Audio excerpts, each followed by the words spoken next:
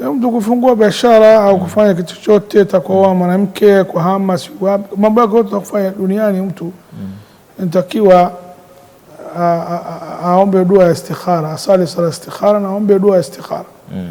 Ambayo Jabir sahabi huyu mtukufu anasema Mtume SAW alikuwa anafundisha sisi sala ya istikhara na dua ya istikhara kama atafundisha mmoja wetu kama aya katika Qur'an au sura katika Qur'an.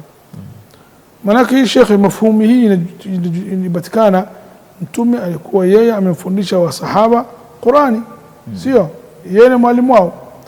Vile vile alikuwa anamfundisha sala istikhara na dua istikhara kama anamfundisha Qur'ani. Hii kitu muhimu sana.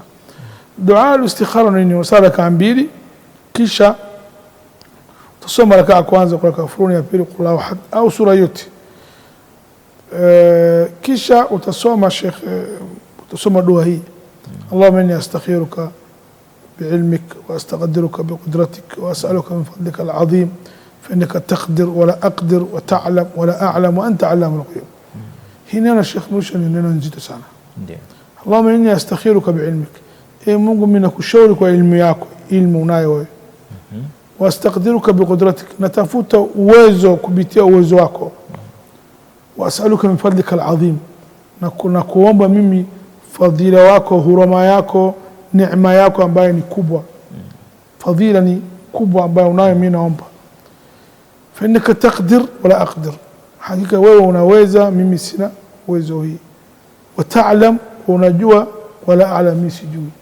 Unasema Mola wangu, mambo hii takuhamia kufungua biashara, takuoa mwanamke, utakuhama nchi na nchi nyingine, tafuta maisha nyingine, alafu unataja katika dua Allah min kana hadha al-amr, unataja khair kwangu, kwa dini yangu, kwanza dini na dunia yangu, dini wa dunia, ndio aqibatu amri, na katika mambo yangu baadaye au sasa hivi. Ndio maana kusikana Sheikh Mrisho, kitu mwanzo wewe umefanya mwanzo ni unaona vizuri, lakini mwisho kumbe ni mbaya. Naam.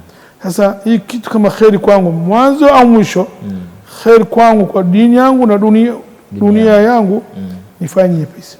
Kama hii Mungu kitu hiyo unataja, shari kwangu kwa dini yangu na dunia yangu, na sasa hivi au baadaye, fanye mimi mbali na yeye, nijalie khairi sehemu kwa khairi, nifanye nyepesi, nifate njia ya khairi.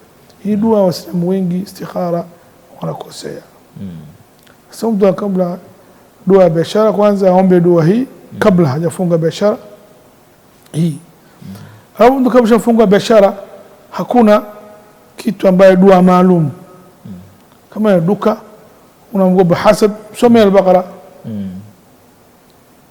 soma Yasin, sema yote ni ayat kursi, al-Fatiha, yote ni kinga, lakini mwanzo unatakiwa usali sala istikhara, uombe dua istikhara. Hakuna kitu maalumu kwa ya biashara, wala hakuna dua maalumu ya ni kupanda ndege, kununua gari. Hakuna dua, ni dua tu. Wewe yuko dua na ayat Qur'ani, uombe Mungu khairi yake ndani sala sunna, Mungu uombe katika sujud. Kabla ya hapo hujafanya hii biashara, natakiwa usali istikhara. Naam.